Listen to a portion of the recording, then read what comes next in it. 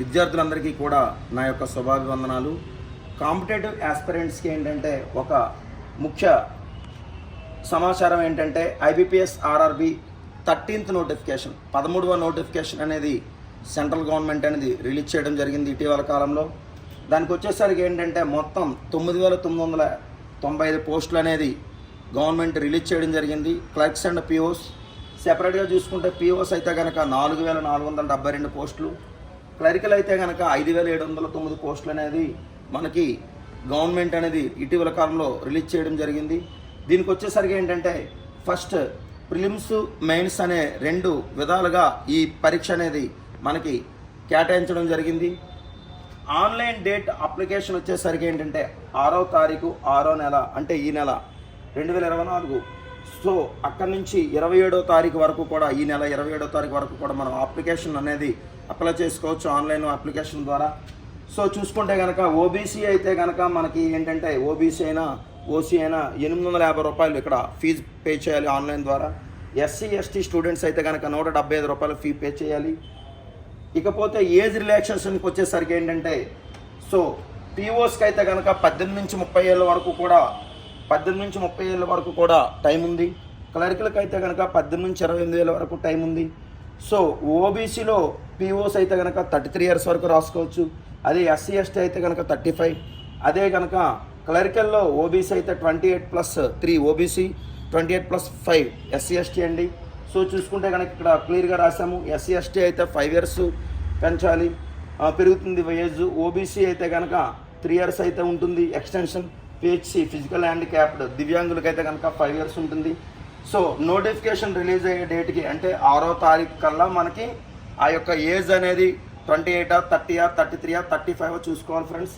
So చూసుకుంటే కనుక ఇది మనకి వచ్చే పోస్టులు ఏజ్ అయితే కనుక దాని గురించి కూలంకషంగా ఒక విషయం చెప్పడం జరిగింది.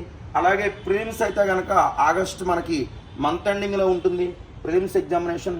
ఇందులో ప్రధానంగా 2 సబ్జెక్టులు కీలక పాత్ర వహిస్తాయి. సో అర్థమెటిక్ వచ్చేసరికి 40 క్వశ్చన్లు 40 మార్కులు, రీజనింగ్ వచ్చేసరికి 40 క్వశ్చన్లు 40 మార్కులు ఉంటాయి. మొత్తం 45 మినిట్స్ అంటే 30 గంటలో మనకి 80 క్వశ్చన్స్ అనేది అటెంప్ట్ చేయాలి. సో ఇది క్వాలిఫైడ్ అనమాట. ఇంత పర్సంటేజ్ అని కాదు, యాక్చువల్గా ఏంటంటే మినిమం ఏది ఏమైనా సరే 40% రావాలి. అంటే మనకి ఏంటంటే 80లో ఖచ్చితంగా 40% అంటే కనుక మనకి ఖచ్చితంగా మనకి 80 × 40/100 చూసుకుంటే కనుక 32 మార్క్స్ వరకు రావాలి ఫ్రెండ్స్. మినిమం 32 మార్క్స్ రావాలి, ఓకేనా. సో ఇది ప్రిలిమ్స్లో చూసుకుంటే కనుక మనం ఈ అర్థమెటిక్ రీజనింగ్ అనేది ఈ ఆగస్టులో కల్లా కంప్లీట్ చేస్తాం. సో ఈ ఆగస్టులో ఎగ్జామ్స్ అనేది జరుగుతాయి. అందులో మినిమం 80కి గాను 32 మార్కులు వస్తే కనుక పాస్ అవుతామండి. మళ్ళీ ఆగస్టులో అయిపోయిన తర్వాత సెప్టెంబర్ అక్టోబర్ అనేది మెయిన్స్లో జరుగుతుంది. సో మెయిన్స్ అయితే కనుక సెప్టెంబర్ అక్టోబర్, మ్యాక్సిమం అక్టోబర్లో జరగచ్చు. సో ప్రధానంగా ఏంటంటే అర్థమెటిక్ రీజనింగ్తో పాటుగా క్లాసులు లైవ్లో డైలీగా ఇంగ్లీష్లో కూడా జరుగుతుంది. సో ఏంటంటే మనకి reasoning, arithmetic, computers, English, current affairs అనే ఈ 5 టాపిక్స్ కూడా 5 పార్టీస్కి ఉంటాయి. ఈ 5 పార్టీస్ ఏంటంటే 200 మార్క్స్ కూడా ఏంటంటే మెరిట్ స్టూడెంట్స్కి జాబ్ వస్తుంది. అయితే మినిమం ఎన్ని మార్క్స్ రావాలంటే కనుక ఏది ఏమైనా సరే 130 అబవ్ రావాలి అని నా అభిప్రాయం. కాంపిటేటివ్ ఎడ్జ్లో 130 అబవ్ రావాలి. ఓకే, మోర్ ఓవర్ స్టూడెంట్స్ అనేది ఇప్పుడు మెరిట్ని బట్టి ఉంటుంది కాబట్టి అది ఖచ్చితంగా మనం ఇంతని డిఫైన్ చేయలేం ఫ్రెండ్స్. సో దీనికి వచ్చే టైం వచ్చేసరికి మెయిన్స్లో 2 అవర్స్లో మనం ఈ 5 సబ్జెక్టులు కూడా నోటీస్ చేయాలి. ఇండివిజువల్గా కట్ ఆఫ్ ఉంటుంది. సో చూసుకుంటే కనుక మొత్తం 5 పార్టీస్ అండి. 5 పార్టీస్ 200 మార్క్స్ అనేది మనకి సో ఇలాగా అనేది అటెంప్ట్ చేయాలి సెప్టెంబర్ అక్టోబర్ ఫ్రెండ్స్. ఇకపోతే అర్థమెటిక్లోకి వచ్చేసరికి ఏంటంటే మనకి కీలకంగా బేసిక్స్, బాడ్మాస్, బాడ్మాస్ కీలక పాత్ర వహిస్తాయి. దాంతోపాటు ఏంటంటే అర్థమెటిక్ టాపిక్స్ ఒక 21 టాపిక్స్ ఉంటాయి friends. Problems on numbers, problems on ages, fractions, LCM and HCF fractions, percentages, తర్వాత ఏంటంటే partnership, averages, okay, ratio and proportion, mixture and alligation, profit and loss, simple interest, compound interest, time and work, boats and streams, speed time distance, pipes and cisterns, mensuration, permutations, combinations, probability. వీటితో పాటుగా ఏంటంటే data interpretation 1 అని, data analysis అనేది ఒక మనకి కొన్ని మార్క్స్లో రావడం, అంటే పిఓస్ అయితే కనుక 35 మార్క్స్ వరకు రావచ్చు, 30 to 35 మార్క్స్ వరకు రావచ్చు. అదే క్లరికల్ అయితే కనుక 5 to 10 మార్క్స్ రావచ్చు. చార్ట్ డయాగ్రామ్స్, బార్ డయాగ్రామ్స్ ఉంటాయి ఫ్రెండ్స్. సో అంటే అర్థమెటిక్ అనేది 3 parts. బేసిక్స్ అర్థమెటిక్ ఒకటి, దాన్ని న్యూమరికల్ ఎబిలిటీ అని అంటాం. అర్థమెటిక్ అంటే టాపిక్స్ అర్థమెటిక్ ఒకటి ఉంటుంది. ఓకే, తర్వాత ఏంటంటే దాన్ని మనకి 8th క్లాస్లో వ్యాపార గణితంగా అది వస్తుందన్నమాట. బట్ ఏంటంటే అక్కడ వేరు ఇక్కడ వేరు, కొంచెం పిండి కొద్ది రేట్లాగా ఏంటంటే డెప్త్ ఉంటుంది. అలాగే ఇక్కడ పోతే ఏంటంటే మనకి ఇంగ్లీష్ అనేది ఏంటంటే ఫుల్ గ్రామర్తో పాటుగా వొకాబులరీ కూడా అవసరం. అని ప్రిలిమ్స్లోకి వచ్చేసరికి రీజనింగ్ ఏంటంటే కంప్లీట్గా ఏంటంటే చిన్నప్పటి నుంచి నేర్చుకోకపోయినా అది ఈజీగా ఉండేటువంటి టాపిక్స్ ఉంటాయి. Analogy, coding, decoding, seating arrangement, series, letter series, number series, directions, blood relations, syllogism, coded inequalities, data interpretation, data analysis, group reasoning, ఇవన్నీ కూడా మనకి మిస్లేనియస్ టాపిక్స్ ఉంటాయి ఫ్రెండ్స్. సో ఈ ఇబ్బంది ఏం లేదు. మనకేంటంటే మినిమం ఒక చక్కగా ఒక 1.5 months or 2 months ప్లాన్ చేసుకుంటే కనుక అర్థమెటిక్ చూపించాం ఇటు. అర్థమెటిక్ అండ్ రీజనింగ్ ఏంటంటే మనం మంచిగా న్యాయం చేయొచ్చు. 80 మార్కుల్లో ఖచ్చితంగా ఒక 50 మార్కుల వరకు తీసుకురావచ్చు. కానీ 32 మార్కులు వస్తే కట్ ఆఫ్ వస్తుంది ఫ్రెండ్స్. మినిమం అందరూ కూడా ఎస్సీకి, ఎస్టీకి, ఓబీసీకి ఎంత అనేది కాదు, ఇక్కడ మినిమం 40% తెచ్చుకోవడానికి టార్గెట్ ఉండాలి. సో ఏంటంటే వాళ్ళు ఒక పద్ధతిలో వెళ్తారు, నార్మలైజేషన్ మెథడ్లో వెళ్తారు. 30% ఉంటుంది ఎస్సీ ఎస్టీకి, అయితే ఓబీసీకి అయితే 35 ఉంటుంది, ఓసీ 40 ఉంటుంది. మ్యాక్సిమం 40%గా ఒక అంచనాల్లో ఉంటే కనుక బీట్అవుట్ చేయగలం ఫ్రెండ్స్. అంతే తప్పితే ఏంటంటే మనం తక్కువగా ముందు చూసి, అలాగే నెగిటివ్ మార్క్స్ ప్రతిదానికి ఉంటాయి, గుర్తుపెట్టుకోండి. నెగిటివ్ మార్క్స్ లేదు. సో నెగిటివ్ మార్క్స్ అనేది ఏంటంటే 1/3 నెగిటివ్ మార్క్స్, 1/4 నెగిటివ్ మార్క్స్ అని ఉంటుంది. సో ఈ 1/4 నెగిటివ్ మార్క్స్ ఏంటంటే 4 క్వశ్చన్స్లో ఒక మార్క్ పోతుంది. బ్యాంక్స్ కాబట్టి 1/4 ఉంటుంది. రైల్వేస్కి అయితే 1/3 ఉంటుంది. 4 తప్పుడు ఆన్సర్లు పెడితే మనకొచ్చిన మార్కులో, మనకొచ్చిన ఆస్తిలో ఒక ఆస్తి పోతుంది ఒక మార్కు రూపంలో. దాని ద్వారా ఏంటంటే నార్మలైజేషన్ కూడా దెబ్బతింటుంది. 7:1, 8:1 అనే ఒక 6:1, 6.5:1 ఒక రేషియో ఫాలో అవుతారు. అంటే 6.5:1 అంటే 13 క్వశ్చన్లకు 2 రాంగ్ చేయొచ్చు అని అర్థం. 7:1 అంటే 7 క్వశ్చన్లకు ఒక రాంగ్ చేయొచ్చు, 14 క్వశ్చన్లకు 2 రాంగులు చేయొచ్చు అని అర్థం. దానికి మించి కనుక రాంగులు వెళ్తే కనుక మన యావరేజ్ పడిపోతుంది.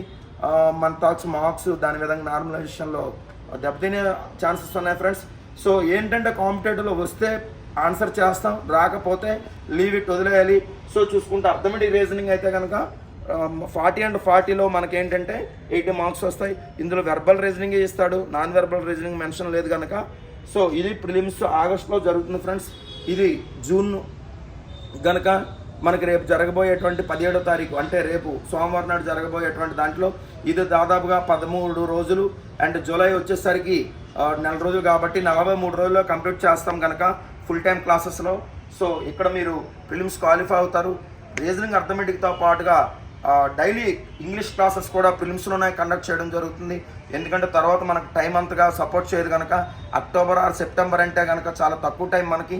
సో చూసుకుంటే సెప్టెంబర్ ఆర్ అక్టోబర్లో మనకి ఏంటంటే ఈ రీజనింగ్ అర్థమెటిక్ నేర్చుకున్నాం కనుక వీటితో పాటు కంప్యూటర్స్, ఇంగ్లీష్, కరెంట్ అఫైర్స్ కూడా మనం మరొక కొద్దిగా ప్రత్యక్ష దృష్టి చేయాలి. అదే కరెంట్ అఫైర్స్ అయితే కనుక జనరల్ అవేర్నెస్ అంటారు దాన్ని. ఈ జనరల్ అవేర్నెస్ అయితే కనుక మనకి దాదాపు ఒక 7-8 క్లాసుల్లో కంప్లీట్ అయిపోతుంది. అలాగే కంప్యూటర్స్ కూడా ఒక 5 or 6 డేస్లో దాదాపు ఒక 50 గంటల్లో కవర్ అయిపోతుంది ఫ్రెండ్స్. సో ప్లానింగ్గా వస్తే కనుక బాగుంటుంది. ఏది ఏమైనా కాంపిటేటివ్ అనేది మనసులో రీచ్ అయ్యేటువంటిది కాదు.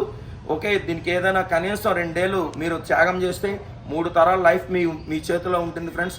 ఏది కూడా మనకి ఓవర్ నైట్లో సక్సెస్ వచ్చేది. పడ్డవాడు ఎప్పుడు చెడ్డవాడు కాదు అన్నట్టుగా మనం పడ్డవాడు ఎప్పుడు పెద్దవాడే. కాంపిటేటివ్లో మనం కొన్ని పడుతున్నామంటే కనుక మనకు కొన్ని వాల్యూస్ వస్తాయి, కొంత నాలెడ్జ్ వస్తుంది. దాంతోపాటుగా కొంత మనం జీవితంలో సక్సెస్ అవుతాం. అంటే ఎప్పుడైనా గుర్తుపెట్టుకోండి, సెటిల్ అయిన వాళ్ళు యావరేజ్గా జీతం పుచ్చుకున్నప్పటికీ కూడా గవర్నమెంట్ జాబ్ అంటే కనుక ఒక టైం టు టైం వస్తుంది అనేదే కాదు. మీరు కష్టపడి సంపాదించుకొని శోధించడంలో ఏంటంటే మోర్ ఓవర్ వాల్యూస్ ఉండి మనం ఈ సొసైటీని కూడా చాలా పాజిటివ్గా అర్థం చేసుకోవడానికి కూడా మీకు మంచి యాటిట్యూడ్ కలుగుతుంది. డిగ్రీ వరకు మీ మైండ్ సెట్ ఒకలా ఉంటే కనుక కాంపిటేటివ్లో ఉంటే కనుక చాలా మంచి సుపీరియర్ నాలెడ్జ్ వస్తుంది. ఎంత సుపీరియర్ అంటే కనుక మీరు 10 మందిని మోటివేట్ చేసేంత స్థాయి వస్తుంది ఫ్రెండ్స్. సో ఈ కాంపిటేటివ్ ఎన్విరాన్మెంట్ అంటే not only knowledge but also government job so మనకేంటంటే నాలెడ్జ్తో పాటుగా గవర్నమెంట్ జాబ్ కూడా మనకి కవిసం వస్తుంది. ఒక బ్యాంక్స్ అనే కాదు, ఇప్పుడున్నటువంటి గవర్నమెంట్ రీత్యా ఏంటంటే రైల్వేస్లో కూడా మంచి మంచి పోస్టులు వస్తాయి.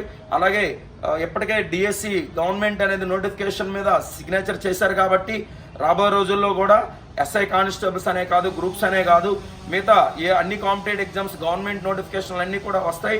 ముందు ముందు భవిష్యత్తు విద్యార్థులకి నిరుద్యోగులకి ఇంకా బాగుంటుందని నా యొక్క అభిప్రాయాన్ని ఈ యొక్క వీడియో ద్వారా తెలియజేసుకుంటున్నాను ఫ్రెండ్స్.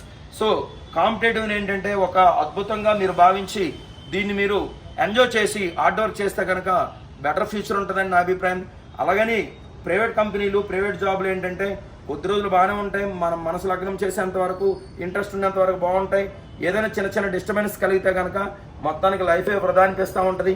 ఎప్పుడైనా ఉంటాయి కాబట్టి కొంచెం కొద్దిగా గవర్నమెంట్ జాబుల వైపు మనసు పెట్టి చదివితే కనుక మీ ప్రయత్నం మీరు చేయండి. మీ ప్రయత్నంలో మీ అదృష్టం ఉంటుంది, అదృష్టం అనేది వేరేగా ఉండదు. సో అదృష్టానికి అవకాశం ఇవ్వాలన్నా హార్డ్ వర్క్ చేయాలి ఫ్రెండ్స్. హార్డ్ వర్క్ మీరు ఎంత బాగా చేస్తే కనుక మీరు జీవితంలో ఇన్ కేస్ సఫిషియెంట్గా అనుకున్న స్థాయిలో ఫలితం పొందలేనప్పటికి కూడా భగవంతుడు ఏంటంటే దానికి 4 రెట్లు ఫలితాన్ని మనకి ఇంకో రూపంలో అది నిలబెట్టుకునే స్థాయి వస్తుంది. కేవలం హార్డ్ వర్క్ వలన. హార్డ్ వర్క్ చేసేవాడు ఏంటంటే అది కొన్ని వందల వేల డైమండ్లతో సమానం. హార్డ్ వర్క్ చేసే పర్సన్ ప్రతి దాన్ని కూడా చాలా విలువగా చూస్తారు. మట్టిని బంగారం చేయొచ్చు, బంగారాన్ని కూడా మట్టిగా చూసేటువంటి అవకాశం ఏదంటే ఉందంటే హార్డ్ వర్క్ తెలియని వాళ్ళు, ఓవర్ నైట్లో స్టార్లు అయ్యే వాళ్ళు దాన్ని నిలబెట్టుకోలేరు. కాబట్టి కష్టపడండి, కష్టపడి ఈ యొక్క మంచి మంచి లక్ష్యాలని, మంచి మంచి ఫలితాలను పొందండి. మ్యాక్సిమం ఏంటంటే సరైనటువంటి ఇన్స్టిట్యూట్ని ఎంచుకోండి. ఆ ఇన్స్టిట్యూషన్లో all competitive up to job అయినప్పటికీ కూడా జీకే జిఎస్ అంటే history, geography, polity, current affairs, GK, botany, zoology, physics, chemistry, science and technology, economy, rural development, bifurcation లాంటి సబ్జెక్టులు కూడా జరగాలి. జీకే, జిఎస్ ఇవన్నీ కూడా ఇది ఒక part. Reasoning, arithmetic, English, pure maths ఒక పార్టు. అది జరిగి ఇది జరిగితే ఆల్ కాంపిటేటివ్ అంటారు తప్పితే అర్థమెటిక్, రీజనింగ్ అస్తమాటు జరిగినంత మాత్రాన దాన్ని up to job all competitive అనరు. అర్థమైందా friends? All competitive up to job అంటే not only banks and SSC, okay, remain all state government jobs. అంటే ఇన్ కేస్ ఒక దాంట్లో మనం ఇమిడికి కాలేకపోయినా వేరే దాంట్లోనైనా మనకి ఒక సక్సెస్ రావాలంటే కనుక జీకే జిఎస్ కూడా నేర్చుకుంటే మంచి ఫ్యూచర్ ఉంటుందని చెప్తున్నాను. లేదు మీరు షార్ట్ టైంలో కనుక బ్యాంక్ జాబ్ కొట్టేస్తే వెల్ అండ్ గుడ్ అని అంటాను నేను కూడా. ఏది ఏమైనా సరే సమాజంలో బతకాలంటే కొంత జనరల్ నాలెడ్జ్ చాలా అవసరం. జనరల్ నాలెడ్జ్ ఇక్కడ ఏంటంటే ప్రతిరోజు జీకే జిఎస్కి హైదరాబాద్ ఫ్యాకల్టీ వస్తారు. సో వాళ్ళంతా కూడా మంచిగా క్లాసులు జరుగుతాయి. సో జీకే జిఎస్ నేర్చుకొని ఎంతోమంది జాబులు సెటిల్ అయిన వాళ్ళు చాలామంది ఉన్నారు. అది మన వెబ్సైట్ చూసినా, ఫేస్బుక్ చూసినా తెలుస్తుంది ఫ్రెండ్స్. సో కాంపిటేటివ్ అనేది ఏంటంటే ఇది ఒక అద్భుతంగా భావించి, ఇది ఒక వరంలా భావించి, ఇక్కడ ఏంటంటే ఎంజాయ్మెంట్ అనేది ఏంటంటే వర్క్లోనే ఉంటుంది, ప్రత్యేకించి ఎంజాయ్మెంట్ ఉండదు. సో ఈ వర్క్ని ఎవరైతే ఈ హార్డ్ వర్క్ని ఎంజాయ్ చేయాలనుకుంటారో వాళ్ళకే మంచి లైఫ్ ఉంటుంది. ఇక్కడ ఏంటంటే ప్రమాణం పెట్టకపోయినా సరే భవిష్యత్తులో ప్రమాణం సంపాదించుకునేటువంటి మార్గం మేము చెప్తాం కనుక కష్టపడండి, శ్రమించండి, జీవితంలో పైకి రండి. అంతే తప్పితే మనకి కాలయాపన చేయొద్దు ఫ్రెండ్స్. కొన్నిట్లో కొంతమంది యువత అలా మౌల్డ్ అయిపోయి బాండింగ్ అయిపోతున్నారు.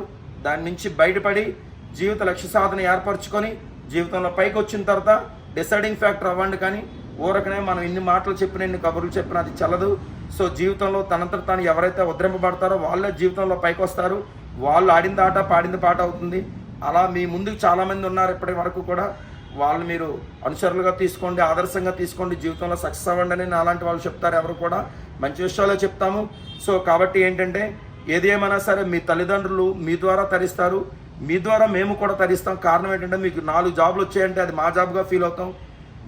మీరు జాబ్ కొట్టారంటే మీ అమ్మ నాన్నలకు ఉన్నటువంటి ఆ చిన్న చెత్తకు ఉన్నటువంటి మచ్చ కానీ, ఆ చిన్న చెత్తకు ఉన్నటువంటి ఏవైతే లోపల ఉన్నటువంటి స్ట్రగుల్స్ ఉంటాయో అవి చెప్పుకోరు. ఆర్థికపరమైనటువంటి ఇబ్బందులు మీ ద్వారా సక్సెస్ అవుతారు.